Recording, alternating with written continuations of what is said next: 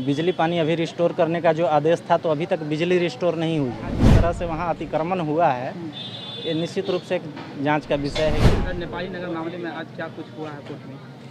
19 तारीख की सुनवाई के लिए अगला डेट हुआ है। एक्चुअली हुआ क्या था कि सरकार की तरफ से जो काउंटर अफिडेविट वगैरह दिया गया था, स्टेट के ही वकील उस पर रेडी नहीं थे, तो महाधिवक्ता महोदय ने खुद रिक्वेस्ट किया कि एक टाइम दे दिया जाए ताकि हम लोग इसको पढ़ करके रेडी हो जाएं।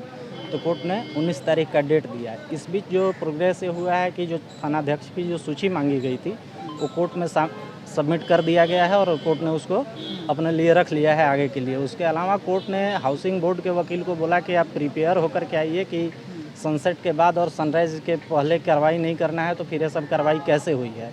और हाउसिंग बोर्ड को अच्छे तरीके से कुछ बताया गया कि इस सेक्शन पे आप पढ़ करके आइए और रेडी होकर के आइए। इसके अलावा पिटिशनर के वकील ने कहा कि बिजली पानी अभी रिस्टोर करने का जो आदेश था, तो अभी तक बिजली रिस्टोर नहीं हुई है। तो उसमें आदेश दिया गया south Bihar power distribution company को कि अगले डेट से पहले बिजली रिस्टोर करिए, और अगर नहीं करते हैं तो किन हालात में आपने नहीं किया है, इसके लिए आपको पर्सनल अपीयरेंस एमडी का यहाँ कराया जाएगा।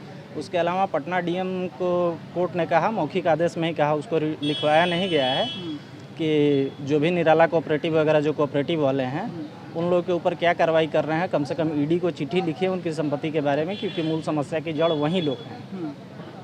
तो क्या लगता है कि मतलब कौन लोग दोषी हैं इसमें?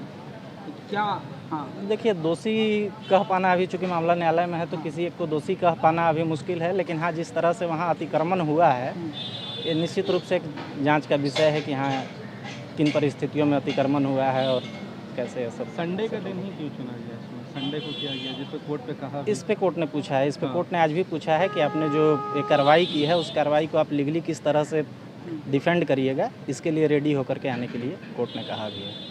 क्या डीएम को भी फटकार लगाई गई है? नहीं, डीएम को फटकार नहीं लगाई गई है। बस डीएम को ये कहा गया है कि आप ये जो लोग भी माफिया हैं, उन लोगों के ऊपर ईडी को लिखिए कि क्या कार्रवाई किया जाएगा। आज चूँकि मूल बहस नहीं हुई, रेडी कुछ नहीं था, सिर्फ थोड़ा बहुत मौखिक डायरेक्शन हुआ, और उसके बाद हुआ कि 19 तारीख को अपीयर हुई। 19 तारीख को। तो क्या लगता है 19 तारीख को कुछ फैसला आएगा? या हाँ, 19 तारीख को निश्चित रूप से कुछ फैसला आएगा। डेट तो बढ़ सकता है, डेट अभी बढ़ सकता है, हो सकता है रिजॉइंडर के लिए कोई पक्ष टाइम ले, लेकिन 19 तारीख को कुछ न कुछ और डायरेक्शन आएगा कोर्ट की तरफ से। लोग यहाँ दिल्ली बंबई में घर पर घर खरीदते जा रहे हैं, और एक ये साहब है कि अपना घर बेच दिए। वाह! रिटायरमेंट का पूरा पैसा लगा दिए थे दिल्ली में घर लेने के लिए। अरे बाबूजी, तो अपना एक नया घर खरीद भी तो रहे हैं ना। नया घर खरीद रहे हैं? कहाँ? पूर्णिया में। पूर्णिया में? हाँ। अरे बाबूजी, दिल्ली बंबई में घर खरीदना अच्छी बात है, लेकिन अपने घर पे घर खरीदना बड़ी बात है। देखिए, पूर्णिया में पनोरमा सिटी और पनोरमा हाइट दोनों जगह का ऑप्शन उपलब्ध है। देखिए और बुक कराइए। मतलब